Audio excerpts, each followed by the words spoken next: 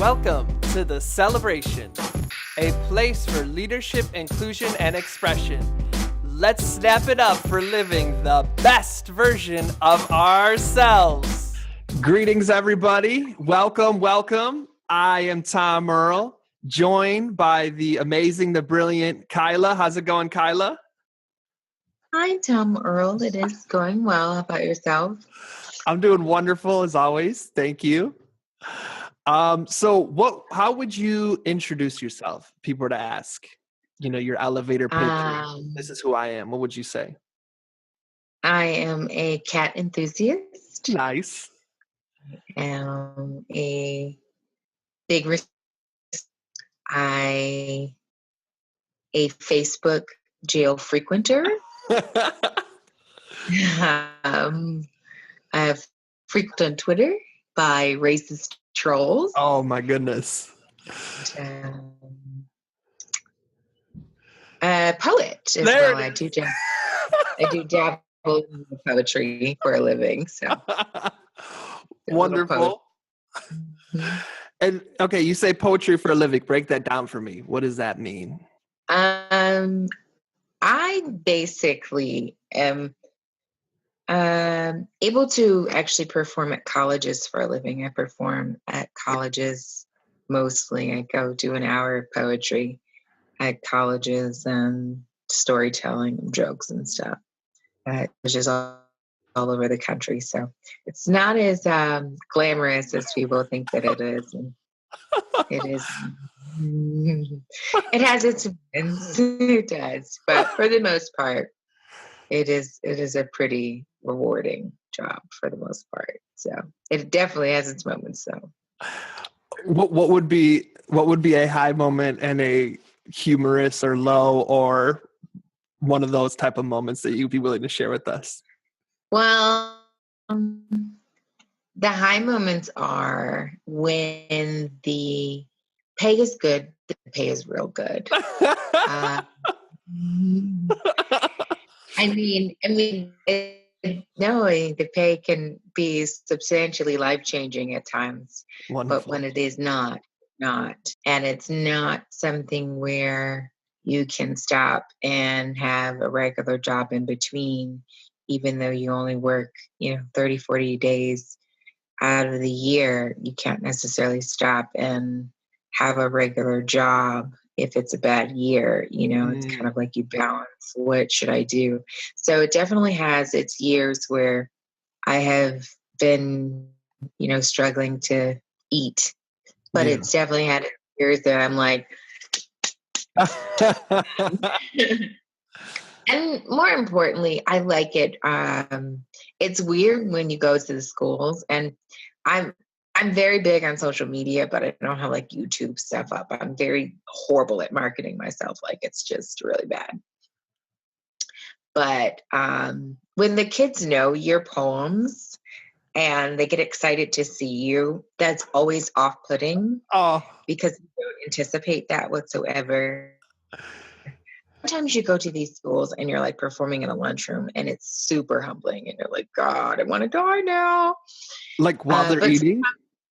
Yeah, it's like super weird. Like you're a jazz guitarist in the background or something? Oh my gosh.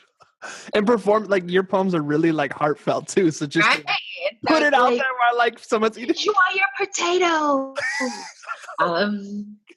But at the same time, then I have moments where it's like this, I'll get like a letter from my agent from the schools. And like, oh my gosh, she was amazing. We loved her. She was so funny. She was so nice. And then you'll get students that come up to you and they just completely are, just not even just the performance aspect, but you said something that really, really touched them and resonated with them. So things like that, those are definitely the high moments. And you just have, and it's nice entertaining people. It's nice making people laugh and making people think and making people feel something, and them running the gambit of, of emotions from your performance is always a really rewarding feeling. That's wonderful. Oh, thank you for sharing. I was curious to know what it's been like. So I appreciate you giving us some of that insight. And, I always tell people I don't get paid to I don't get paid to perform. I get paid to get there. What do you mean? Because Break that that's down for me. generally the hardest part. I felt sometimes the hardest part is literally getting there. Sometimes I'm driving, waking up at 4 a.m. To take a flight, to take another flight. And sometimes these places aren't necessarily the most welcoming for people of color when you're driving. I was imagining. Yeah, North Carolina for Tennessee. Wow. Recently, I was in favorite teacher from high school happens to live in Boone, and I'm still very close to her. She lives in Boone, North Carolina, so I went to visit her, and I had to drive along where Tennessee and North Carolina and Virginia meet, and then I stopped at a station, and there is a really thing when someone can look right through you and stare at you at the same time. How they can try to pierce through your soul and intimidate, but still don't want to see you as a person. Wow. A really intense feeling. So, yeah, I gotta go. It's not my place right now. Yeah. Yeah, and the interesting thing was I stopped at that particular gas station because it had a police car, and I was like, "Oh yeah, I might be safe here." Wow. And lack of ignorance, but interestingly enough, I will say that the police officer did say hello, but nobody else did. So when even when the cashier was like turning her head, not even wow. looking at me. Yeah, so that was real interesting. Well, what keeps you going then? Like that sounds like something to me that the average person might not be able to handle. All of what you just said goes into just being able to perform for a living. At the end of the day, no matter what you do, even if you really like your job, there are going to be aspects of your job that you don't like. There are days that I just don't want to participate, but it's also something that I was doing for free with no problem. Yeah. So when it comes to things like that, when it comes to my bills, and I do see this as a way to, probably catapult myself into something else. I just have to get to that point in my own lack of marketing skills, but I don't want to do college poetry forever. It's physically taxing. Yeah. With all the travel, a lot of times people don't realize it. It's physically taxing on your body. Your bones ache from the hot to cold, and or from the air, sitting in a car, or sitting like this in a plane for hours. And and people are like, oh, and you travel like once a week. I mean, people travel one time and they are like, oh, but imagine doing that, plane rides sometimes 4 to 6 times a week. It's physically taking its toll sometimes. So no, I hear. I remember thinking when I was younger, oh, that'd be the best part of the job is traveling. And then I had started doing it, and I was like, it's different than like vacation traveling, because so I hear you. Yeah, and I mean, like it's there are definitely days that you are like, for instance, in my writer, it sounds very like bougie, but it's more of an emotional thing, like why I don't want to sleep in rooms with double beds. I only sleep in the king size because even though I'm in a king size bed by myself, sleeping in a room with a double bed reminds me of somebody not being there with me. Yeah. And kind of reinforces some of the loneliness that the road does harbor. Yeah. Well, I appreciate you sharing that. No problem. Well, we've been talking about poems, spoken word. I feel like people are now, the anticipation is there, the excitement. Would you be willing to share one of your poems with us? Okay, I will perform this one. I dated this guy named Satan. Yeah, I dated him for about 4 years. And good old Satan. And He was just a horrible person all around. He was abusive physically, mentally, emotionally, financially, you name it. He did it. And so this is actually a poem that I do perform at the colleges quite frequently, and just kind of details some of the things that I went through when Satan was my boo. Yeah. March 27, 2009 was the day that I pulled out a knife on him, because I knew the next time he hit me, one of us would have to die. And then I felt like it was his time to do a little dying, to do a little crying, to sacrifice his wealth for the enrichment of someone else. And if you ask me, I may tell you freely that I thought I loved him completely, but the only time I would feel his love is when he would beat me. Because his passion was in his rage, and his nurtures when he tried to play doctor and rearrange my face, but left me with a surgical scar that serves as a reminder of the fact he was able to punch me so hard that I flew over the couch and my face landed on the glass coffee table. Or how the presence of his own blood didn't deter him from drawing mine and causing me harm, because he still proceeded to punch me in my face as his infant nephew lied in my arms.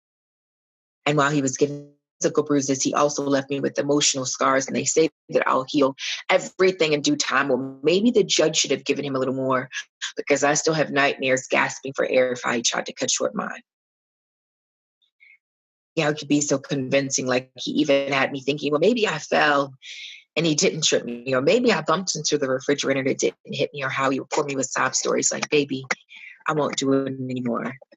If that's the case, how could he be sorry for something he claims to not have done in the first place? Telling his family that I beat myself up like I was a chick from a thin line between love and hate. But see, his hate for me would always cross the line. And my love for him would want, wish, and hope this would be the last time, but it never was. And just in case I was ever 100% convinced of his innocence, he would always spark a new memory, because I still get inflamed when I hear his name. And wish the thoughts of him that I disseminate would disintegrate in total. But that's one thing about a memory. There's not enough lighter fluid in the world to burn a mental photo, because I can still smell him. Sweat mixed with liquor, mixed with depression, mixed with cigarette. The smell of oppression is one that you can never forget, or the feeling of not even wanting to go home. But to love your tormentor, call it Stockholm Syndrome, because I loved him. At least I thought so. But I couldn't even love myself enough to let him go, but I couldn't, because he was my brown sugar babe. I got high off his love and he didn't know how to behave. Mahogany misogyny, coffee-colored hands trying to permanently stain each tooth. Mocha melancholy trying to steal my youth. Sweet chocolate lies covering up my truth, as ebony eyes were shielded by caramel eyelids from punches, because pain doesn't hurt as much when you can't see it coming.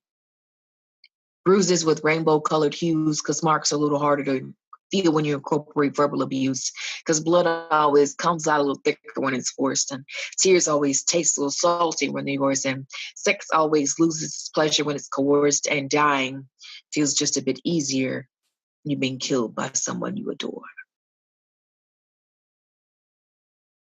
Thank you. Wow. Thank you so much for sharing that, Kyla.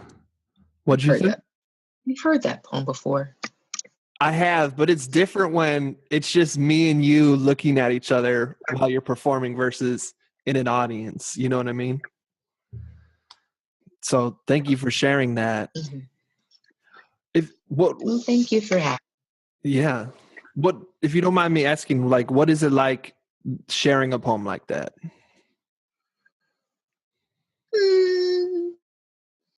I'm not really emotionally attached to the situation as much anymore, so it doesn't really affect me. That was 7 years ago, but I still receive phone calls from him. Wow. And I think only then that's when it kind of like draws my ire back. Like, received a phone call as recently as March. So I haven't changed my phone number, but I have blocked several phone numbers. And in my stubbornness, I'm like, I've had the same phone number since 2001. So me too. Yeah, I've had the same number for 15 years. I'm not like in a rush to change it, but I have blocked several numbers, and he still attempts to reach out somehow. So, but I do get a lot of people who come up to me after I perform that poem and tell me thank you for sharing. And so it's really worth that. And I feel like if my situation can enlighten someone else, then, it's important for me to share that. Would you say the poem came from a need to process or to share and raise awareness? Okay. Absolutely. I mean, for a long time, dating afterwards, I would have triggers. Mm-hmm. One of them would be as simple as someone not saying thank you was a trigger for me. Because imagine sleeping next to someone for, months and years and them not even telling you good night. Every night you'd say good night to them. Yeah. Or cooking for them and doing for them and buying them and for them and, paying for them and them saying it's cool or thanks, or, Yeah. if I received a thanks, it was a half-hearted one to say the least. So Yeah. thank you wasn't really the most used phrase in our household. At least not from him. So yeah. Well, that's powerful. I do appreciate you sharing that. So our Kyla's going to be our feature for the live and online open mic this month on October 23rd, noon Pacific Standard Time, 3 p.m. if you're out on the East Coast. And our theme this month is in line with the poem that Kyla just performed. It's going to be raising awareness about violence against women. Do you want to speak to it all, Kyla? Why we picked that theme for this month's? Well, it's Domestic Awareness Month. And of course, everyone who is not living under a rock is quite aware of the interesting things that are going on in our country with the presidential campaign. And one of our candidates has a history of violence against women. And the other one has a history of suppressing the knowledge of violence against some women. So, and I think people would advocate, including myself too, though, that war in general is women face the hardest. So, and Hillary is certainly like a hawk, as they say. So, I think we can. Well, there are many women who have accused William Jefferson of sexual assault. And as we know, infidelity as a general statement isn't really something that he's not against. Yeah. But, there are a lot of reports from these women that Hillary was very big on suppressing their voices when it came to the sexual assault allegations from her husband. What do we hope that awareness does? Creates dialogue and creates progress. I think a lot of times some people are more focused on, oh, I don't want to talk about this. This makes me uncomfortable. Yeah. Instead of thinking about how the people who are actually oppressed by these things feel. Have you seen or witnessed or been a part of a time where you've seen dialogue or conversation transform or change somebody's opinion? Yeah. I mean, even just on my Facebook, interestingly, an actual thing that happened recently was I have a friend who's kind of a jerk. Okay. And says some slightly misogynistic things. And I'm like, okay, say that. And so then he called me last week and he was just so distraught. And I was like, what's wrong? And he said he was out with his friends and they were a married couple and he introduced them, 20 years ago. They'd known each other. And he said that they got into an argument and he grabbed her by the throat. Oh my God. And my friend was just like in complete shock, like, what is this? This is craziness. What do I do? And he said that she looked at him with like, help me eyes. And he was just like completely upset about that for days. And just saying, hold on one second. Oh, and just saying that was like transformative to him for sure. And in what way? Transformative? Told me afterwards, like, you kind of been like,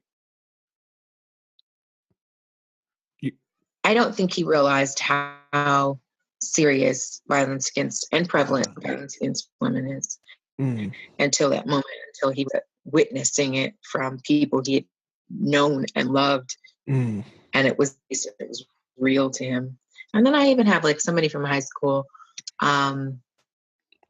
you know, who was originally like didn't really understand. I remember one time there was a post about pants sagging and how men, you know, like how people were complaining that that wasn't fair and it was racist to fine people for, you know, having their pants sagging.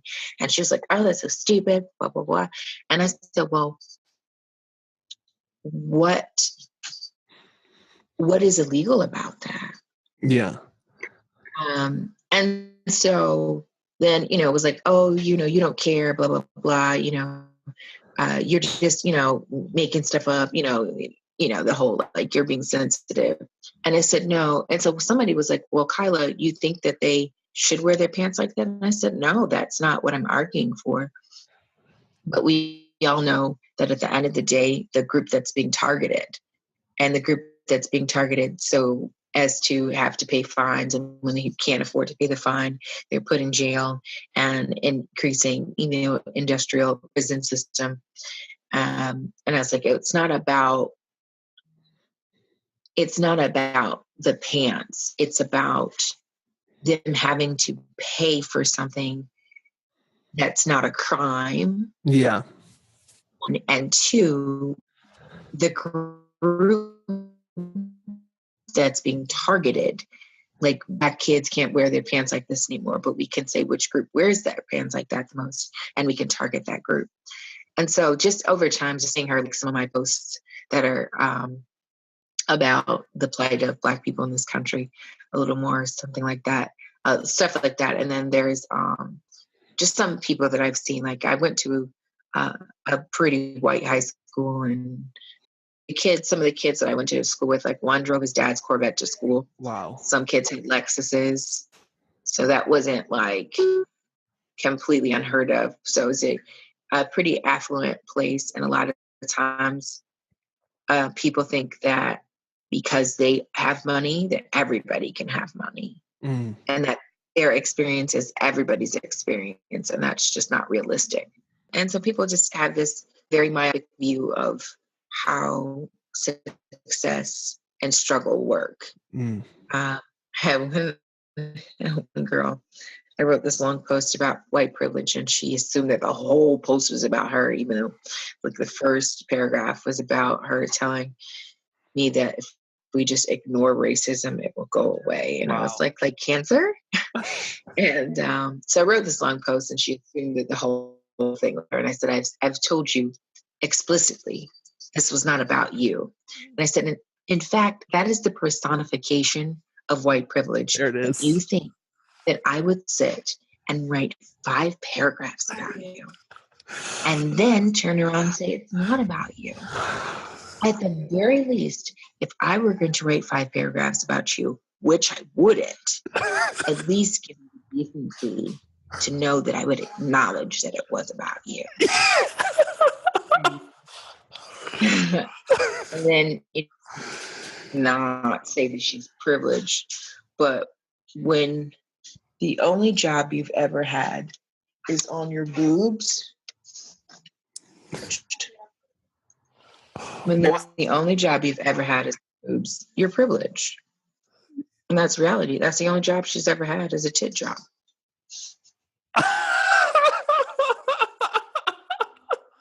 I didn't get it. I was like, what? Oh, there. Yeah, I would. I'm sure she's had some other jobs too, but as a Oh statement. my gosh. Okay, you brought it up earlier. Break it down for me. Not saying that being a stay-at-home mom is a cushy position, but she was a stay-at-home mom before she had kids. Yes, I understand. Break down for me the Facebook jail. What was Facebook jail about? So quite often I say things that are very truthful, result in a sea of white tears. Okay. Now, my pro-blackness is not anti-white, for I too own a pair of Uggs. But it does end in a lot of statements that are very logical, but a very difficult pill for a lot of people to swallow. Painting Black people with stereotypes and pseudo truths and outright lies, and saying that that's not racist. Mm-hmm. But when you turn around and you make them their likeness out to be or shed light on their likeness and reveal uncomfortable truths, then that's when there's a problem. Like, for instance, during the riots, nobody had a problem with saying Black people destroy neighborhoods. Why are they destroying their own neighborhoods? What's that? But when you make a post that says Black people destroy neighborhoods, white people destroy continents, then you're like, then you're a horrible person. Then you're a big, fat, bigoted racist. But there's, I have a degree in history, and I don't have a master's or a doctorate in history, but I do have my bachelor's in history. And I could be wrong, but I'm pretty sure that's how things went down. Yeah. I don't know if you need a degree in history. That's just power of observation. Yeah, I'm pretty sure. Let me see. North America, check. South America, check. Africa, check. Hiroshima. Well, yeah. Asia, check. Yes. Australia, check. Czech Republic, check. I feel like this is an example of white male privilege too, because my posts are fairly political, and I've never been reported, and it what'd you say? I said I get reported all the time. Wow. So I had to have a second Facebook page. Yeah. Wow.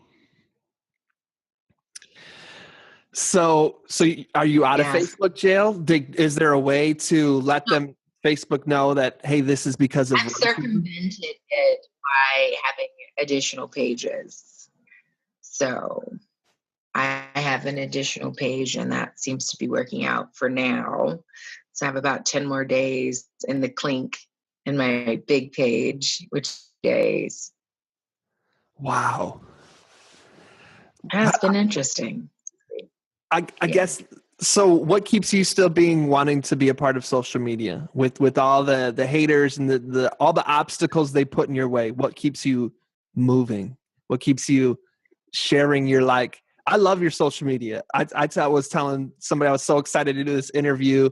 I feel like your social media is so your wit and intelligence on how you call things out is just so unique and fresh. And I feel your personality come through in such a brilliant way. I love it, so what keeps you staying at it? It's always funny when people say that, because I often forget, just because somebody doesn't like a post, that they're not watching it and amused by it or appreciate it. I'm a pretty transparent person in my real people life, and I think that transfers over. There's always going to be an aspect of yourself that you keep hidden from everybody on or off social media.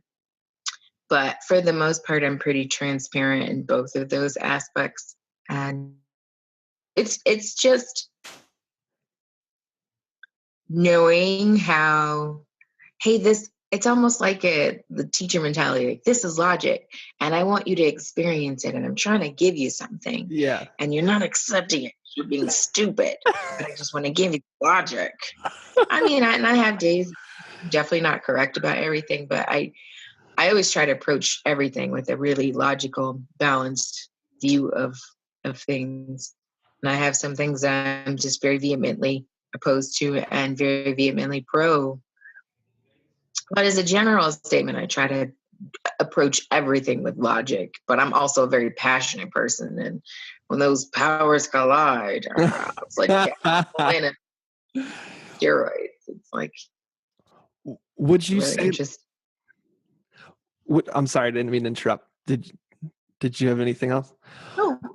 Would you say that social media, like you're using social media, does it add value to your life? Is it does it take away energy? Is it neutral? Like your use of it, what would you say its effect on your life is?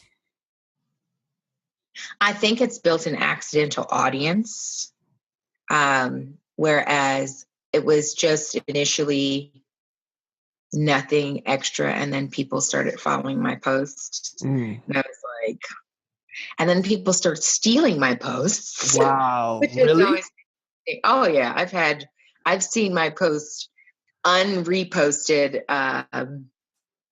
but posted as original posts by other people a few times.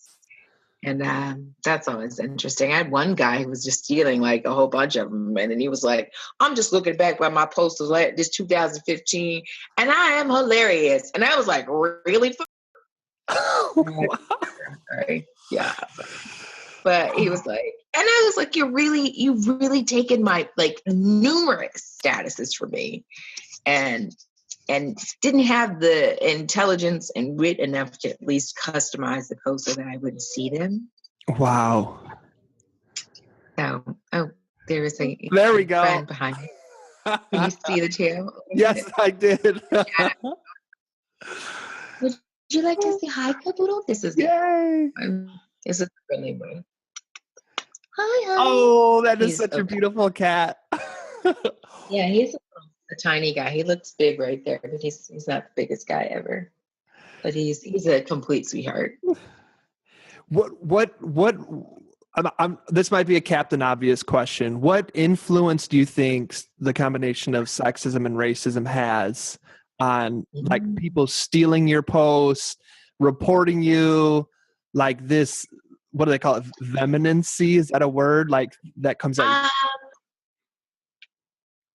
I think misogynoir for sure is an issue in the Black community. The guy that stole multiple Black, one of the other people who stole my post was a Black man as well. And he had a popular page where he would kind of do that as a general statement with stealing people's posts. There was, trying to think who else who stole my post. Another Black guy stole it, and he said that he had seen people posting it all day, so he assumed it was kind of like public domain. But I was like, they were sharing it. Wow. That's kind of yes. Now I think about it, the people who've been stealing my posts have been Black men for the most part. I mean, yeah. I think about it. I mean, nobody anticipates, as a general statement, nobody anticipates a Black woman to be witty or funny or have biting humor or smart. Nobody anticipates that. Black men don't anticipate it, and white men don't anticipate it, and white women don't either. Nobody anticipates it. So when you harbor, those characteristics, it's kind of like, I can, use her integrity at my own disposal to create a following for me. And, it's for me being a poet, that's plagiarism, point blank period. I'm Yes, not it going to use is. and slam with their poem and say that that's my thought process. And I've had people become inspired by my poems before. And it's always nice to be inspiring, but it's never fun to have your thoughts stolen. Yes. Come on. I'm having one of these like where I'm hearing the questions I'm asking and I'm like, I'm really full of white privilege right now, where I'm like, how do you go on? Like, how do you keep moving through it? Part of it was my fault. I recently started blogging again. I blogged, I started a little bit of blogging, and then I blogged in January. I kind of did this small blog, and I was like hoping 500 people will read it. And by the end of the day, it had about 20,000 views. Yeah, I remember that. Hours. And it got picked up by the Huffington Post. Well, you said Huffington Post, then it cut out. Huffington Post what? I said, who doesn't pay? Oh.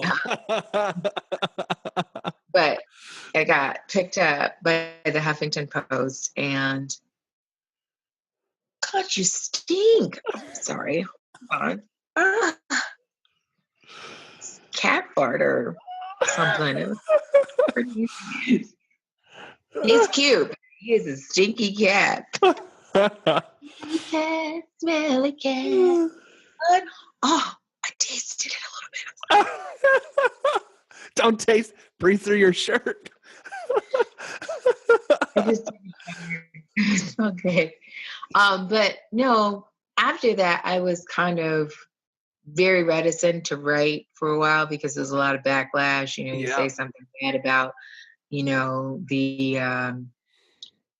single, the fatherless Black child's TV dad, then you're a blasphemous bedwench. Because Bill Cosby couldn't have raped women, but make sure you know that Daniel Holtzclaw did, because and Black women, Black men just really, in my opinion, aren't the biggest defenders of Black women, unless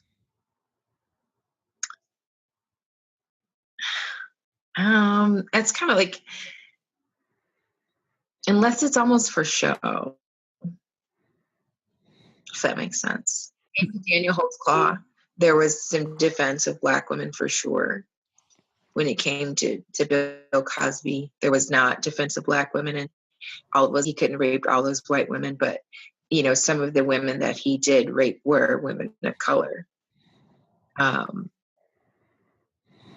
things of that nature, or I see that a lot, but like I totally went on a big tangent to say that when people started stealing my posts, I realized that was because I had something to steal. So, for me, this just increasing my presence and writing more and putting out more content slowly but surely. I'm an unwilling star, but slowly but surely putting out more content. And I've had a couple of things not necessarily go viral since then, like that did, but get shared a lot. And like people, the baby hair one. Yes, you read it. You liked. 50 Black women with the best baby hair of all time. So when women were like, "Oh my God, that's my life."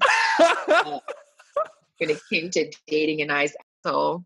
So I have a few other things that I probably should have written this weekend, but I had hurricane survivors go through them. But it's a pleasure to have them more than not. So kind of want your house back after a while. So speaking of content, we're kind of nearing the end. So do you think we could hear another poem? Sure. Wonderful. So I did mention dating Satan, and Satan had a minion who happened to have a crush on me. And so I was at a gas station in Douglasville, Georgia, even though I dated Satan when I lived in Florida. And I saw him and he was like, oh, I'll take you out. And I was like, oh, it's great. My favorite food is free food. And so he took me out and then he was like, oh, you used to be such a nice girl. Because I used to be very passive. I am not passive anymore. And part of the reason why I'm not passive and part of what I was explaining to him is as a woman, as a Black woman, as a mildly attractive Black woman, I'm constantly fighting for my space. I'm constantly aggressively defending my right to be in my own space. And even to the point where I recently went on a trip with my mom, and one of the locals was smitten with me and decided to touch my hair. And I told him not to touch my hair, and then proceeded to touch it again. And when I said, I don't know you and I don't want you touching me, he proceeded to tell me, well, that we are friends. And I said, you're not my friend. He was like, well, we met 3 times. Wow. And I said, you are not my friend. Wow. And so he touched my hair again and I went off and he was like, oh, you're mad now. And so my mother was like, I said, I don't want you to touch my hair. And so my mother was like, oh, she's fine. I said, no, the fuck I'm not. And so then when I have to counsel my own mother, and I told my mom, I said, don't, and my mother and I are thick as thieves. Like, she is my best friend. I love her to pieces. But when you have to tell your own mother, don't ever try to make somebody feel comfortable about making me feel uncomfortable. It's like, you should have kicked him. You're right. But, so frequently people feel they have so much access to your space and to your body and to your person, especially since I cut my hair off and went natural. When I had relaxer, I would get my hair done every week and it was like flowy. And people would be like, oh my God, it's so beautiful, but they wouldn't touch it. There was a respect that was built into that. Whereas now that I have curls, people feel like they have access to them, like they are less part of me than having relaxer is. Wow. But also back to what I was saying with Satan's friend, I was telling him that, people have touched me and made me feel unwelcome in my own body before, including when I was out with friends and somebody literally bit down and bit me on my ass. Oh my God. Yeah. And so he was like, wow, somebody did you like that? I was like, yeah. So then when he went to go hug me, he grabbed my ass as if we didn't just have this conversation. As if he somehow was allowed to do that, whereas others weren't. And so I remember him telling me, well, you owe me dinner. And I was like, thinking to myself, I don't know you. Yeah. Dear men, males, dudes, guys, whatever works for you, I am here to announce to you that I don't owe you. I am not an employee or business. It is my time, and I use it however I see fit. I don't owe you dinner. Yes, sometimes I am hungry, but never for your attention. I don't owe you an ass grab as a consolation prize for you waiting patiently in the wings for me and my ex-boyfriend, your friend, to meet our inevitable demise. I appreciate your patience, but you can go somewhere and continue waiting because I don't owe you anything. Not even a countdown of when I will allow you out of this hellish purgatory like friend zone that you placed yourself in. And by the way, why is it men always complain about the friend zone, but when you tell me you have a boyfriend, that's the first place they ask to go? I don't owe you a lie about having a boyfriend. But I do it to spare your feelings, and somehow I'm still considered a bitch. I don't owe you coming over to you when you call for me like I'm a bitch. I don't owe you the number of men that I've been with. I don't owe you my phone number, and if I don't want to talk to you face to face, why would I ever consider a conversation with you my free anytime, no roaming, rollover daytime minutes? I don't want you. Like, not even a little bit. No, we can't meet for coffee. I prefer my stalkers to drink decaf anyway. I don't owe you telling you that I'm gay just so you can stay as far away from me as humanly possible. I don't owe you having to stop to talk to you just for me to tell you the shit that I just mentioned. I don't owe you a smile. I don't want to smile because you are getting on my nerves. I don't owe you a fake name or a fake hello. Hey, Romeo, my inbox is not an into my box. Be gone and tell your girlfriend I said hi. Oh, I didn't text you back. My bad. I was too busy ignoring you. I don't owe you sangria. Just because you bought me a drink doesn't mean I had to sign a contract to you written in blood, give you my firstborn as an offering, stand faithfully next to you till the club closes, go home with you where I don't owe you pity sex. And just because we did it once doesn't mean that I owe you another one. Oh, I had sex with some guy, you know. Things happen. But that doesn't mean it will happen to you. I don't owe you modesty. Just because my want to dress a certain way concludes with you wanting to undress me, that's your problem. I don't owe you a nervous giggle that covers up my disgust or even fear as you lustfully tell me all the things you would do to me or how someone isn't doing it right. My lips don't owe you a good night. Neither do my thighs or any of the parts of my person. Did you forget that I was a person? Did you forget that my name was not just a label for property? Did you forget my name or even bother asking as you grabbed my wrist, waist, and ass because you weren't intelligent enough to realize you can get my attention by saying something without the use of your hands? I don't owe you a drink. I don't owe you 2 drinks. I don't owe you passed out sex with me. I don't owe you keeping quiet about you violating me. And most importantly, I don't owe you a damn thing. Yay! That poem's awesome. I feel like that should be like freshman orientation. Learn this poem and repeat it back, memorized. Feminism. Yeah. That's awesome. Where can folks find you at? Where can we get a hold of you? Well, right now, it's best if folks just follow one or both of my Facebook pages. Kyla Janee, Kyla Jenee, Lacey. That's Kyle, but with an A instead of an E. Janee, like Renee, with a J.